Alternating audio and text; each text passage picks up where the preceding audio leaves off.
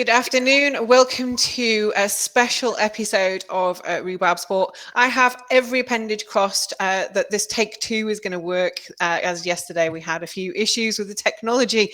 And poor Chris has been sat here since yesterday, waiting for us to start. So many apologies for that. I am, of course, joined, and I'm going to use the word exclusive, for an exclusive chat with Wakefield AFC's Director of Football, Chris Turner, and newly appointed first team manager, Adam Lockwood. I'm going to start with yourself, Chris, since you've been here the longest. How is lockdown life living for you? And what is the worst lockdown haircut you've had so far? Well, you're looking at it now. It's been for about 20 years. You might hear some noise in the background because there's some plasters and builders in operation, and they're quite noisy. So, really, the last three months since the players and we shut everything down at the club, it's been quite a boring time, really. I must say, you're missing the football, not just our football, but football in general. So it's been a long time, I must say, Emma, and we don't really know when it's going to restart. Let's just focus a little bit on the season that's just gone. Inaugural for Wakefield AFC. I know it didn't end how we wanted it to end, but could you summarise perhaps how you felt the season went?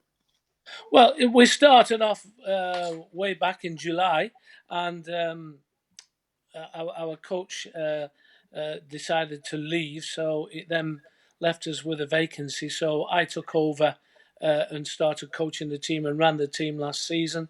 I think we did reasonably well. I think we had a good start. Disappointing middle, just around about Christmas time. We ran out a bit of steam before and after Christmas. Picked up again just before the lockdown. I think we finished in the top.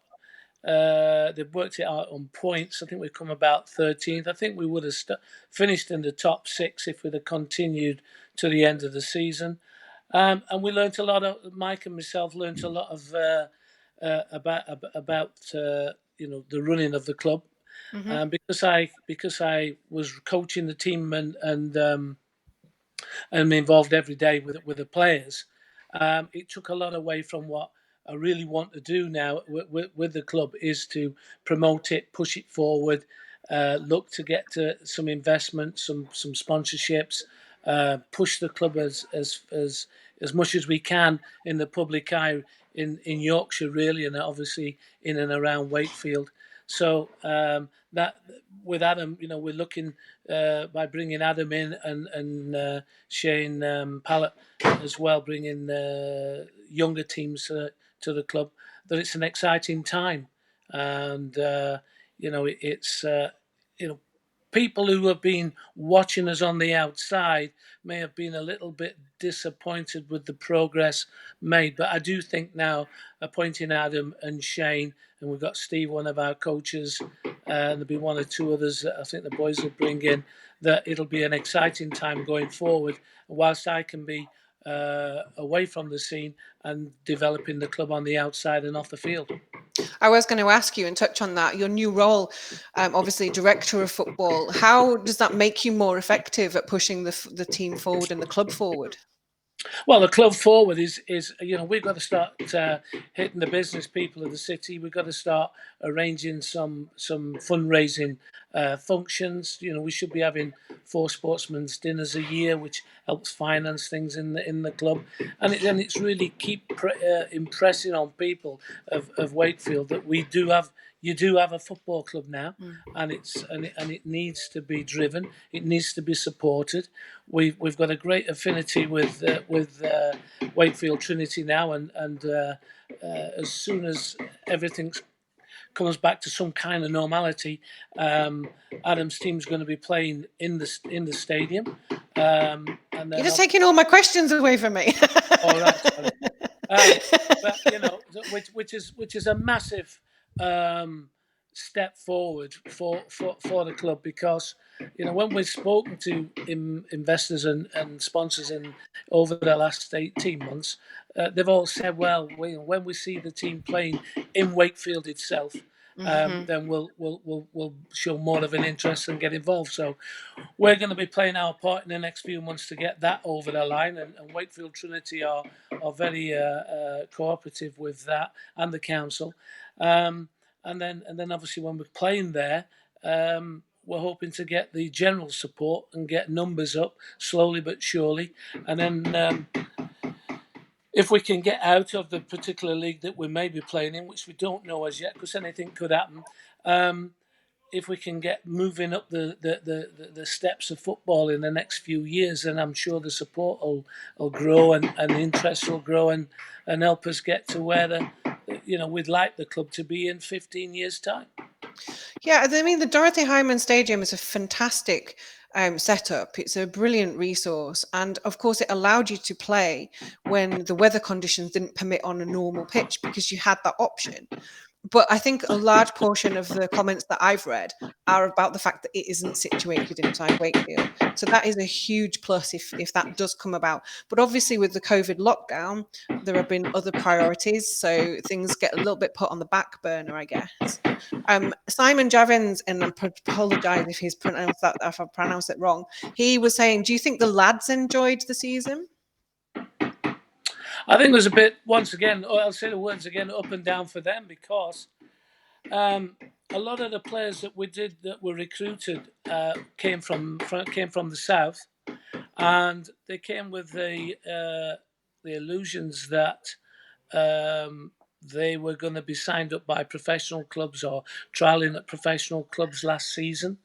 And when I got to see the players in action and saw them in games and saw them against the opposition, I mean, pre-season, the 5 or 6 pre-season games that were had last year, wow, I think a reality check came home when we were playing some tough games and getting some spankings, really.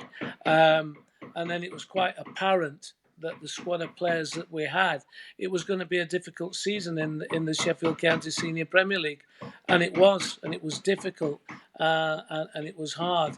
But I think it brought a reality check home to them. I mean, one of the players went and trained with Blythe Spartans at the end of the season. He had a couple of training sessions up there, and when he came back, he said to the lads, wow, we're a million miles away from even that level. The training was quicker, sharper. The players were stronger, and many other things. So, we're trying to attract players from the UK and abroad, and obviously all the locally, and trying to give a certain amount of people what it's like to become to try and to be a professional footballer, and I do believe they think it's a lot easier than what it actually is to become one, and I think it surprised them. So I think some of them enjoyed it, and some of them found it tough. Okay, that's a fair comment. And of course, you're in a perfect position to be able to guide them through that journey as well, aren't you? And show them the reality of it. Well, yeah, I mean, if another player, put him into Walsall and had a couple of days at Walsall, we can do that. Adam's contacts, my contacts that we have in the professional game. If any player were to come to Wakefield and showed signs that he could play at higher level, or obviously get into the professional side of the game, then we will help them as much as we possibly can. And in 5 years' time, if we've helped a number of players get into the professional or semi-professional part of the game, that's great for us, because it's great advertisement for Wakefield. But at the same time, we're winning games and progressing ourselves, then everybody becomes a winner. Fantastic. Talking about your contacts there, Adam, welcome to the club. Thank you. It must be slightly strange circumstances joining a club in a lockdown, a pandemic. I mean, that's not something every coach has to deal with. I mean, you've got a lot of contacts. 400, is it 400 professional appearances? I don't know. Can't remember. I looked you up on Wikipedia to see. I think it said 400 plus professional appearances. Yeovil Town, Doncaster. My good friend Adam, who does commentary with me, he remembers you playing for for Doncaster, and I think he said right back. So if he's wrong, I'm going to blame Played him. everywhere, wherever they played me. So you have that advantage. You've been coaching at Guiseley, but I mean, coming into a club under these circumstances, just explain what that's like for us.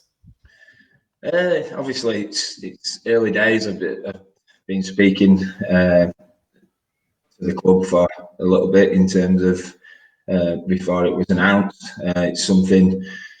I'm a local lad that I moved away when I was young, but I grew up in this area. So for me, it's great. It's a great opportunity. The potential of the club and everything that's been put into place already in such a short space of time is amazing, really, and a lot of credit's due for that. And I mean, depends on how far we want to go in terms of where we can go, in my eyes. And from everything that we've talked about, we want to go as far as we can, which is great. That was a big plus for me in deciding that it was something that I'd like to get involved and in any way that I can help. I'm very passionate about not only youngsters in this area improving and potentially going on, like Chris mentioned, to have as good a career as they can in the game. Also, there's a lot of talent around this area in the adult game as well, that maybe for whatever reason missed the chance or not had opportunities. It's very tough. Like Chris has said, to be a professional, it takes a lot. You do need to ride your luck sometimes, and it's a very bumpy ride. It throws quite a lot of number of people off, and they lose confidence. And I think we'll be here, and Chris has got a wealth of experience in the game, and he will help everybody, like he said, understand what it takes, and so will I. I'll be here, and obviously the rest of the coaching staff and everybody at the club want to make it an environment where people can come in and enjoy the football and get a bit of confidence back. And when people do that, you never know.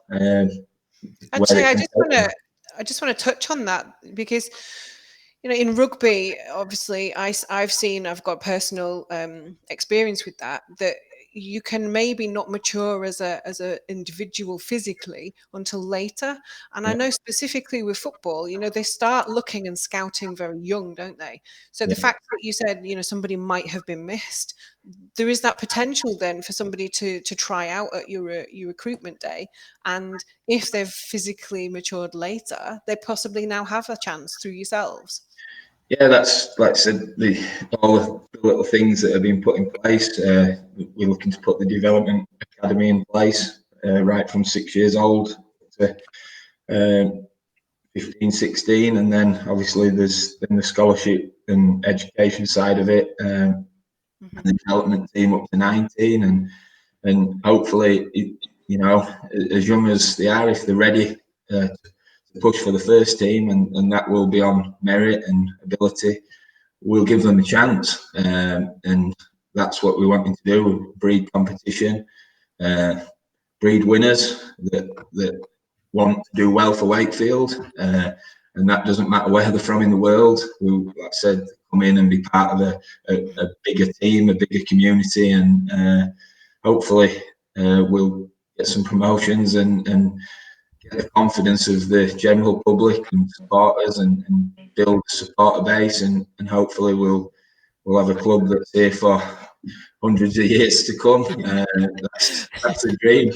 As long as we're not all still here in hundreds of years. Yeah. I don't think I will be. In terms of, like you were mentioning, local talent, is it your experience that local plays for pride of the badge? I mean, throughout my career, I think it doesn't. You don't have to be local. You should be going. If you sign for a club and you commit to a club, then you should play with pride, and that will be something that I install in anybody that comes and plays in the first team, and we've had discussions right the way through that we want that to be a theme of the club, that we can have a club everybody's proud of all ages, supporters right down to staff that's involved in the club, and also importantly the players. And you know, I'll stand here now today and say that's something that I will be. It's my hometown team, and I want to do well for the community, and like I said, be part of something special, and that, I think we can achieve it. Tell me a little bit about the transition from player to coach. It isn't a transition that suits everybody. How have you found that? Well, I got sacked before, so I don't know how good I've been at it, but okay, we'll bypass that. yeah, no, it's difficult. Like you said, not everybody. It's not for everybody. I think sometimes people get a shock of what it actually takes and the commitment that's involved in it. I really enjoyed it. I enjoyed it. I wasn't best pleased when I did finally get sacked, which you never are, but that's part of the game. Everybody has opinions, and things move on forward, and actually it galvanised me into my thinking and what I want to do in the future, and what if I were to get back into coaching, managing game, that what I would want to offer. And like I said, for me, this club is a match where I want to put some commitment into and be part of a wider team that brings success, and not only that, but grows something from fresh, which is, you don't get many opportunities to do that in the football world. So I think it's refreshing, and I think it's great. I mean, most coaches or managers would be able to watch the team in operation before making a decision. I mean, presumably you've had to look at old footage and old videos, have you, before deciding? And how does that translate for recruitment now? I mean, you've put a post out as a club saying that you're recruiting, but we've not got anything to watch to see these players actually in action. Yeah, it's difficult, and obviously as well, the higher up you go, the levels, recruitment does probably come a little bit easier because of, like what you said, you get more footage, and you get more games that are filmed and things like that. I've obviously spoke to all the staff regarding existing players, and we've had conversations about that. We're looking to keep recruiting and bring as many good players as we can. That will be the key to the success, and also our supporters that to build a supporter base and keep building that. And generally, in the early stages, a lot will be with people coming down and watching, and if they're impressed by what they see, they'll go and tell the friends and the family and the work colleagues, and before you know it, hopefully we create a bigger supporter base, and like Chris has mentioned, getting support from local communities, and as we stand, we're a very small club. We need the community to help us become one big team, and that includes them as well. So the questions that he asked is very hard, and we're working and speaking to as many contacts as we can, and trying to recruit the best that we can possibly for Wakefield. I suppose this is a little bit difficult for you to answer, but Cy Boyle was asking, will there be a move to recruit some perhaps more mature and experienced players? Because he felt personally watching the team, certainly towards the back end, that there was a little bit of a lack of that, perhaps leadership on the pitch. Is that something you would agree with, Chris? Yes and no. I mean, we the recruitment last year was 18s to 22, and quite a high number of those players hadn't experienced the level of football that they were playing in. The league that we're playing in is a very tough league, and a lot of teams the players have played together for quite a long time, and some of the teams that we play are small communities, and they have this strong belief about themselves as an individual and as a team. Our team was full of individuals. They met the first time, they trained for the first time, we became the club for the first time. And as I said earlier, it came as a bit of a shock to the players when they went to some of the games, and physically it was tough. I think ability wise our boys were better than a lot of the teams, but working together as a team and being rigid and strong, we lacked that. We're not going to be a club that's going to be looking for the 28s and 31-year-olds and filling it full of that. We want to be a developing club, an exciting, fresh, young players. Obviously, if players are available that will strengthen the team, and Adam thinks that they're going to make us, as a whole, a stronger team on a Saturday afternoon, of course. But I wouldn't say that we lacked experience. I thought the boys did well, considering where they were starting at and where they finished. Sizer very, came to nearly every game. He's a great supporter, and he saw a lot of the boys play.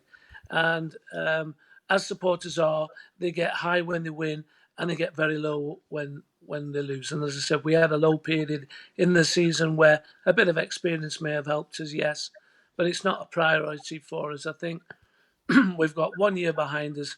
We're moving on now, and we're looking for young talent to develop and try and get success. One of the things that I remember from the season was actually witnessing the skills on display in the middle of the Riding shopping centre. Yeah. Although there were a couple of balls that went into Marks and Spencer's, Yeah. it was something that the community really engaged with. They were suddenly aware of this club and got to meet the players. And I thought that was a fantastic move, and very, very clever. It is repeatedly, Sean Cook has put here in a comment, when will the club be playing in Wakefield instead of Barnsley? I know we've had some comments from other people about playing perhaps a pre-season friendly at Bellevue. It just seemed that it's very important for the ownership of Wakefield's football team to be within Wakefield. Almost definitely. That was all those things were said before even the ball was kicked last year. Yeah, we will support the club, but we're playing in Barnsley, and we fully understand that. And unfortunately, the simple reason is that the Dorothy Iron was the best, the most suitable facilities available. If they were available in Wakefield perimeter itself, then obviously we would be there. Bellevue will be available as soon as possible. Wakefield, Trinity have got the problems like every other sporting outfit at the moment of what's happening to their current season. But going right back to the very beginning, that's where I'm going to be playing a big part in getting players out to schools, getting players out into like the shopping centres, into businesses, to tell people, to show people. Initially we had a great push of people supporting the club, getting to see the players, getting to know them, and that's what we've got to do. Wakefield, as we all know, is famous for its rugby league. We're never going to be on par with them for a long, long time. But what we are doing is we're trying to make the Wakefield sporting complex. That's the goal, is to make Wakefield a big sporting complex, because there's lots of plans, not for the imminent future, but for the long-term future, for the city, with the council, with lots of business people, to make it as big sporting city. That's fantastic to hear, and something a lot of people will be very pleased to be hearing, I'm sure. Some of the lads that I met in the riding centre, they were doing qualifications, and when I spoke, I did a couple of them came to have an interview with me, and what I thought was amazing was how grateful they were for an opportunity to be playing football, but also gaining a qualification as well. Because I think you've both touched on it. It's not an easy sport. Not everybody will make it, and the fact that they have that as a backup, that's got to be an attraction for the club, hasn't it? Well, it's very important, and also, you know, the first year that all those players were doing degree courses, started out in the first year of it, um, and that's a way forward as well for the future. Is that we've seen what's happened in the world over the last 2 months. Football, in my opinion's going to change dramatically. Leagues 1 and 2 clubs, especially. I think it's going to open up more for younger players. I think if you're a young player at a club now and you've got, you know, you're well on your way, I think you'll get a quicker opportunity. But also, most importantly, and I think what we do provide for young players is the educational route through Wakefield College. We've got a great affinity with the college. We want that to improve and grow and grow. And apart from the first team, that is going to be so important for us, but we also want to encourage young, do you call them students? Young students to come to the city, to be affiliated with the football club, to be coached by the football club, primarily to come to get education, but play football at some level with the club. Obviously, if there's somebody there that turns up and he ends up being, you know, a super player, then, you know, Adam will look at him and possibly play him in the first team if and when he's good enough. But it's, you know, we're building on just broader aspects of the club, not just the first team. We want to attract lots of students to the city, but to be connected with Wakefield AFC. Mm-hmm. Fantastic. Okay, so let's turn now our thoughts to pre-season. You know, football clubs are just going back to training; they're being tested. You know, how do you feel that will impact on Wakefield? I mean, presumably there's a financial impact to testing players before they return to training. Well, I don't think that's really going to affect us, Emma, in as such that our leagues, we don't know when they're going to start, and I think. If there's free available tests coming in the future, then obviously all clubs will probably utilise that, I'm sure. But, you know, this is what we don't know what the future holds. Good question. Can't really answer. Don't know whether you're going to say anything, Adam, on that.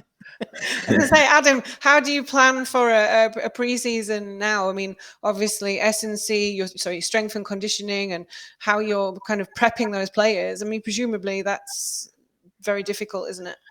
Yeah, we've decided as a group that we plan as if we set a date and in within our group that we're going to plan from, and that can always be moved as long as we get the plans in place and all the structure in place. Got a lot of work to do, obviously. A new team coming into the club, and obviously aligning everybody's thoughts and including those and making sure that our plan for the rest of the season is in place before the players come back.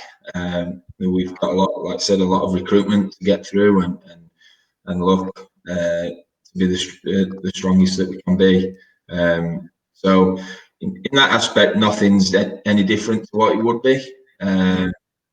Obviously, it is because we don't know when we're coming back. But as we touched on, the ground and training facilities and things like that are all being discussed, and we're trying to do the best for the club and for the future. Like I said, we looking to play our football and train in the Wakefield area. It's very difficult at the minute until the facilities are in place. So, like I said, we'll be planning as normal, really. Do the current squad members that you've retained, do they have individual plans that they're doing at home? Well, we've not fully discussed. Are you making sure they're not eating too many ice creams? Yeah. There's always a certain responsibility to individuals as well. That if you want to be the best that you can be as an individual, then the game's changed from when I started, and and from when Chris played, it's probably a bit different now. To the mentality of what you've got to be as a footballer or a potential footballer, and that I think actually goes right down to the basics of the game and the grassroots. I've been and watched some games at grassroots level, and everybody's in great condition. And the days of coming back for pre-season 2 stone heavier and pulling a caravan are hopefully gone, and getting a beast in. But I've got some like caravans you can move if you want. Couple of trainers. And if people, obviously there's a certain expectation of joining our club now. There'll be a standard. If people don't want to reach that standard, then that's their choice. We're going to all agree when everybody's in as a group, a standard, and we'll maintain that throughout. And like anything, if people drop below that, then they're not in good condition or anything like that, then there'll be work till they meet that standard. And because it's better for them as an individual that they're in the best shape that they can be. It makes the game a lot easier, and also secondly for the club and the team, it will make us better. So yeah, there will be things that are discussed in terms of being ready for pre-season, and we get straight onto our preparations rather than pulling people back from that are unfit. So I have a slightly stranger question relating to injuries. If because we've had such a long layoff now, presumably players will be rested and they won't be picking up injuries during matches. So does that give you a squad that's injury free, or because they've had such a long layoff and they're not conditioned, is there a possibility that first training session you need to be very careful in case they all pick up injuries because they're not out of condition?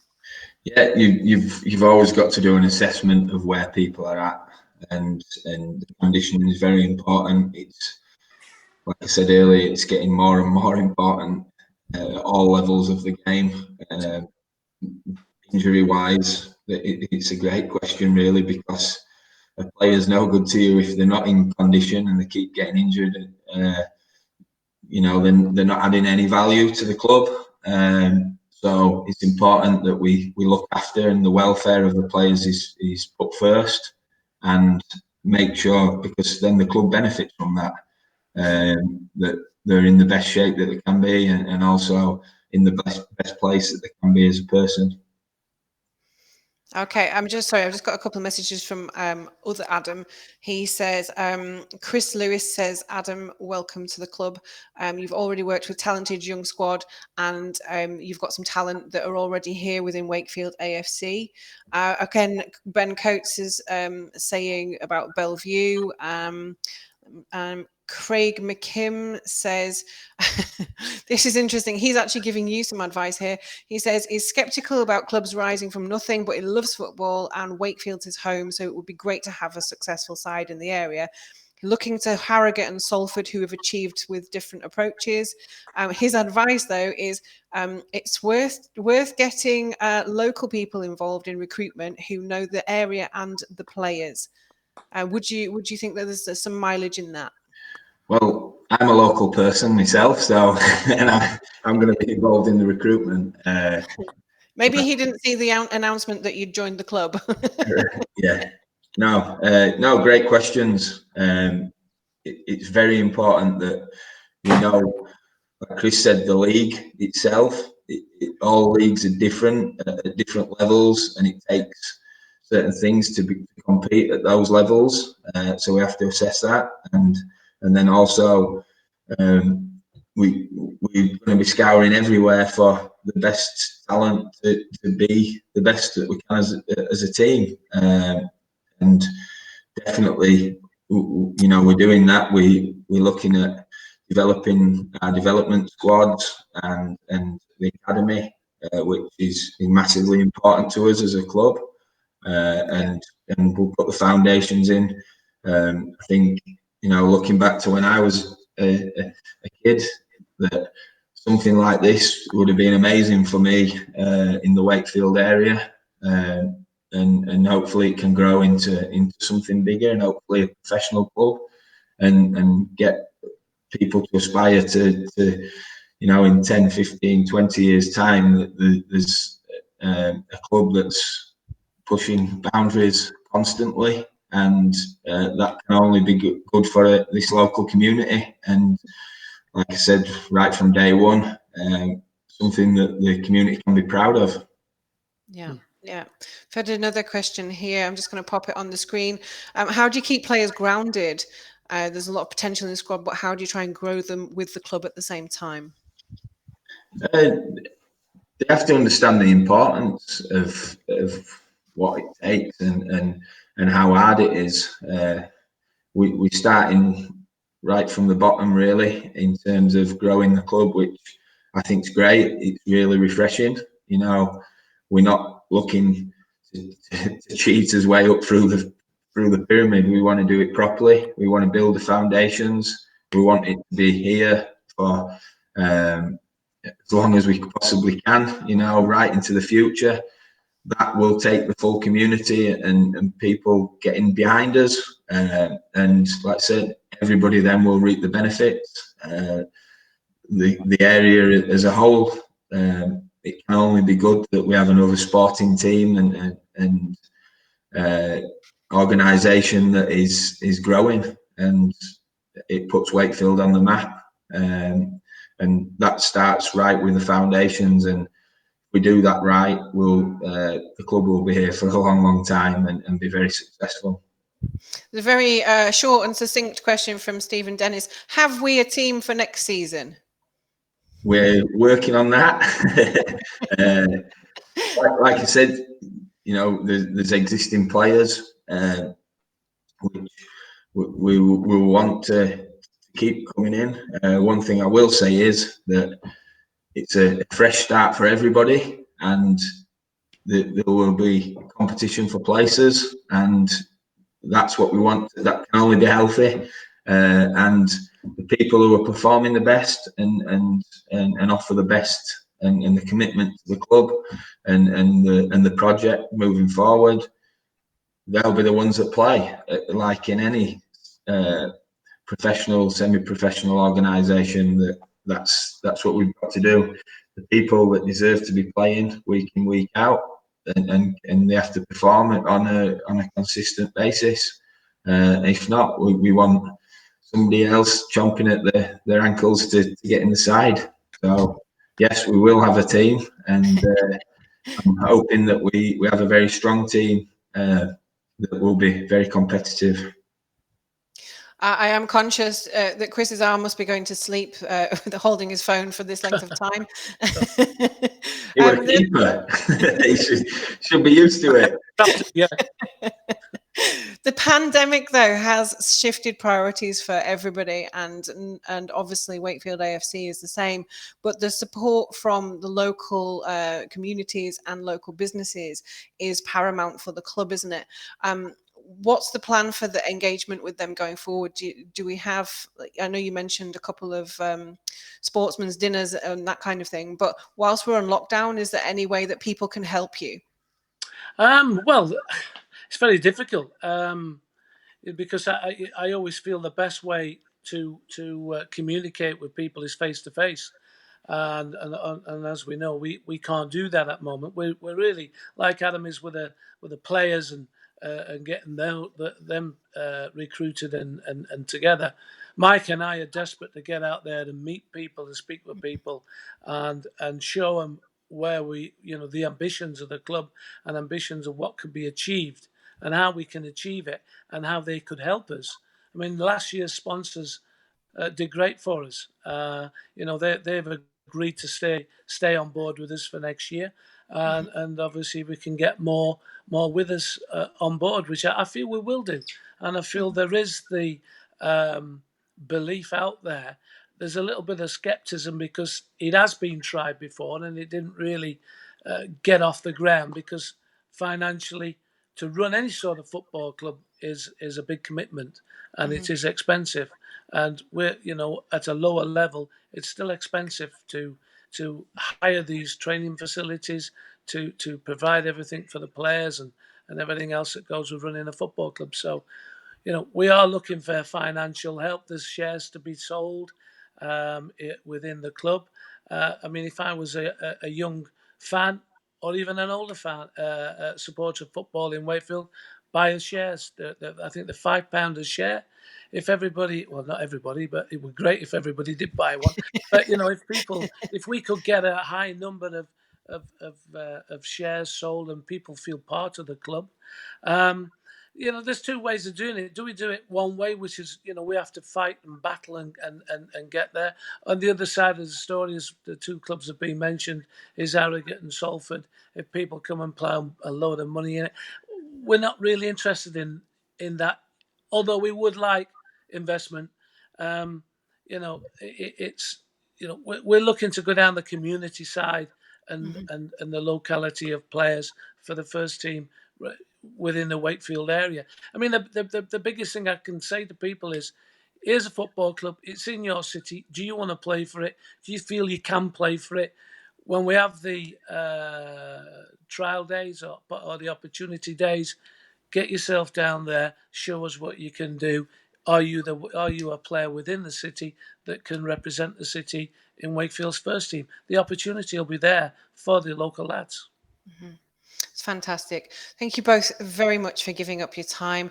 I know it's sunny outside. You're probably wanting to get to a barbecue or something. I'm going to be in queue. My day's maps out, I'm afraid. It's been a pleasure talking to you, and I'm sure that we'll be back in touch with more updates as and when the club can provide them. But it's been great talking to you, and thank you so much. Thank you so much. It's a pleasure. Okay. Thank you. Cheers, Adam. Thank Bye you. now. Cheers. Bye. Bye. Bye.